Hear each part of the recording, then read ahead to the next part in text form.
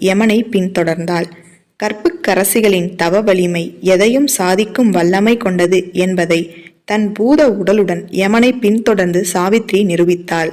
தீர்க்க சுமங்கலி பவ என்று வாழ்த்தியது உண்மையானால் தன் கணவரின் உயிரை திருப்பித் தரும்படி அவள் யமதர்மனிடம் வேண்டினாள். அவளது பதியின் மேல் கொண்ட பக்தியையும் விடாமுயற்சியையும் புத்தி சாதுத்தையும் கண்டு வியந்த யமதர்மன், மங்கையே, உன் பதிபக்தியை கண்டு மெச்சுகிறேன். ஆனாலும் நான் என் கடமையிலிருந்து தவற முடியாது.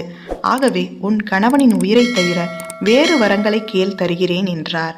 சாவித்ரி மிகுந்த சாதுர்யத்துடன், தீர்க்க சுமங்கலி பவ என்று என்னை வாழ்த்தி அருளிய யமதர்மனே, நான் என் கற்பு நிலை பிறழாமல் 100 பிள்ளைகளை பெற்று மகிழ வேண்டும்.